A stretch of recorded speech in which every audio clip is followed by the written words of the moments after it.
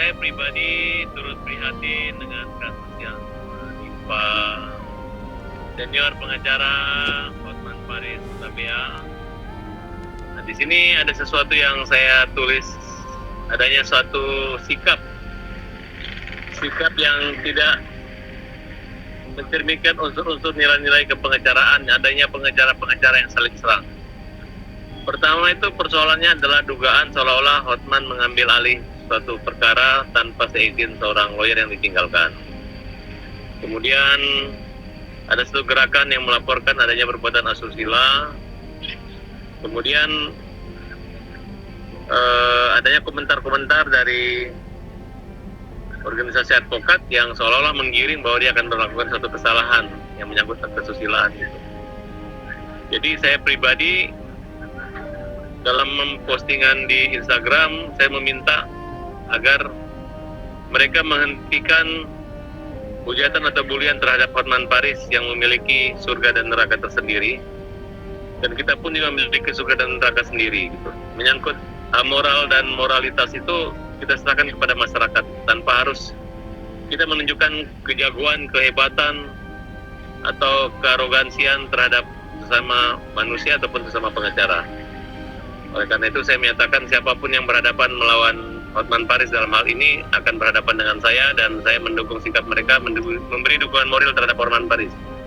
Memang secara pribadi Hotman Paris dulu pernah menyerang saya, tapi dalam kondisi saat ini saya tidak tega dan turut prihatin ketika beliau diserang, terutama untuk hal-hal yang sepele ya menurut saya ya. Nah, sehingga saya meminta organisasi advokat nih, kan pertikaiannya antara Hotman dengan Rasman. Sedangkan Rasman ini kan bukan anggota Peradi, anggota organisasi lain gitu. Jadi nggak perlu mencampuri urusan organisasi Peradi yang dimana membuat adanya suatu hal yang gambarannya seolah-olah pertikaian mereka yang mengakibatkan Hotman Paris mundur dari Peradi. Nah, kepada Hotman Paris kan belum final apakah dia akan dilakukan hukuman atau tidak, tapi yang jelas apa yang dilakukan adalah gaya hidup. Dia tidak hanya pengacara tapi dia entertainment, dan mereka punya satu hiburan gimmick-gimmick yang menurut kita jangan dicampur adukan dengan profesi pengacara gitu.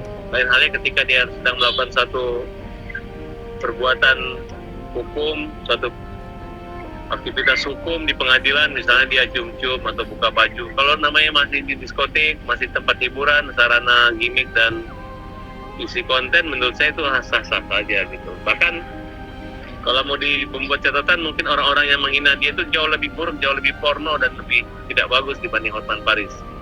Nah, maksud saya sebelum kita ditelanjangi orang, kita jangan menelanjangi orang. Ya kita harus urus saja urusan rumah tangga masing-masing, keluarga masing-masing. Karena saya turut prihatin kalau ada pengacara yang diserang, karena seolah-olah siapa lagi menghormati pengacara kalau bukan pengacara itu sendiri. Nah, di sini saya tergerak untuk menegur teman-teman, dan saya katakan walaupun 1.000 orang menyerang Hotman Paris akan berhadapan dengan saya sebagai gerakan Indonesia Pandai, supaya kita ini jangan sudah pengacara, ngaku-ngaku pengacara, tapi masih kelakuannya seperti preman-preman jalanan, gitu. Preman-preman yang ingin menegakkan kebenaran, tapi dengan cara-cara yang tidak benar. Nah, oleh karena itu, semangat terus Bung Hotman, gak usah khawatir, kita juga lebih buruk dari kamu, dan orang-orang yang menghujat dan mempermalukan itu tinggal tunggu waktu saja.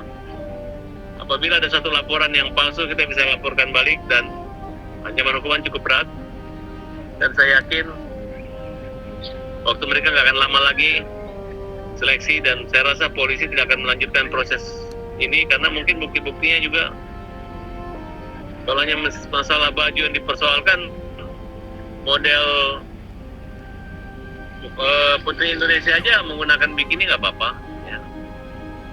Tergantung niatnya apa, untuk mempertontonkan, untuk niatnya untuk mencari keuntungan atau lain, itu kan tergantung niatnya. Tapi yang jelas, yang saya lihat di sini latar belakangnya bukan hanya masalah gerakan moral pengacara, tapi adanya gerakan dendam, gerakan emosional, dan gerakan untuk menjatuhkan harkat martabat seseorang. Kebetulan Hotman Paris yang kena masalah ini. Bisa saja suatu saat masalah ini menimpa kami semua para lawyer lainnya. Tapi untuk kali ini, untuk mencegah jangan sampai ini menjadi budaya pengacara yang tidak baik, saya akan berhadapan, dan bagi saya kalau perlu orang-orang yang menyangkut Hotman Paris itu nanti akan saya buktikan juga kesalahan-kesalahan mereka, bagaimana mereka dipermalukan, supaya mereka rasakan bagaimana mempermalukan orang yang punya keluarga, punya anak, tapi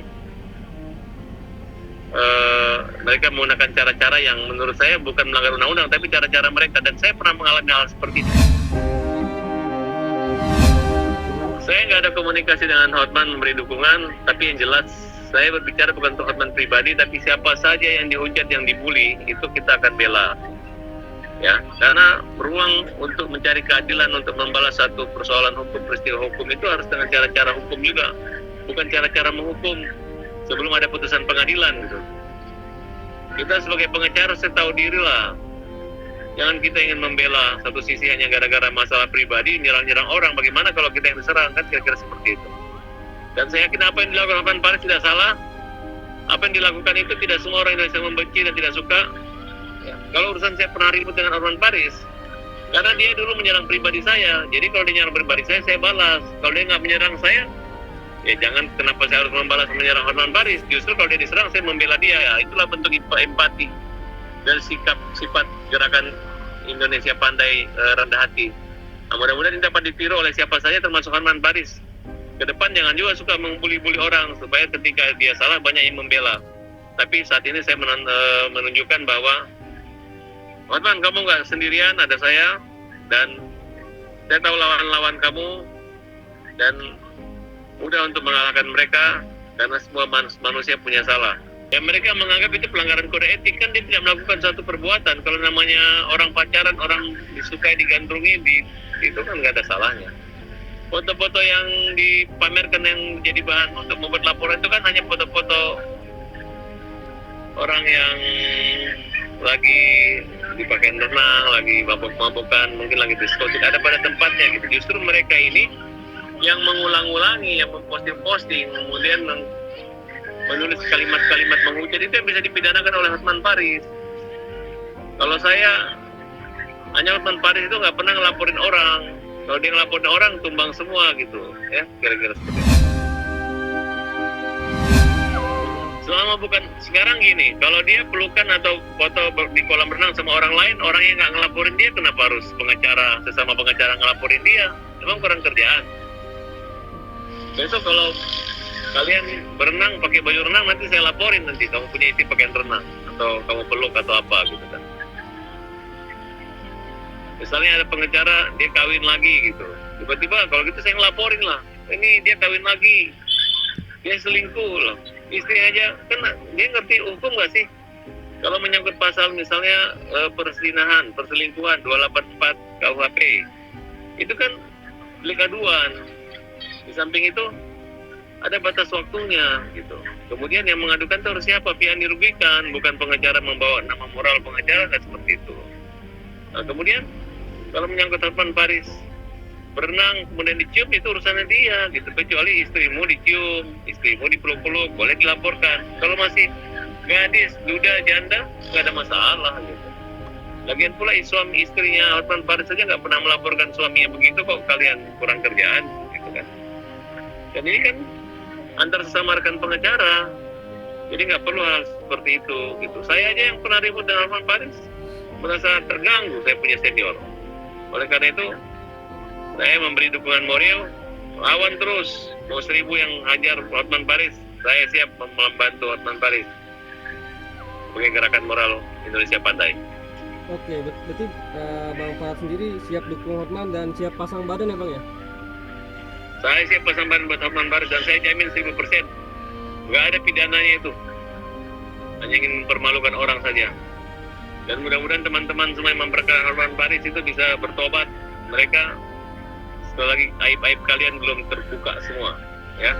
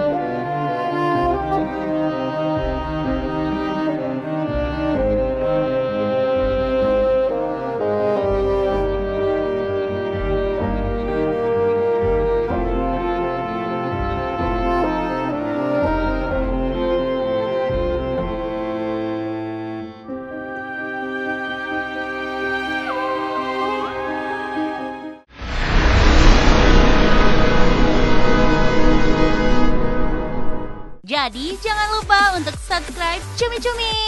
Ditekan ya tombol lonceng merahnya.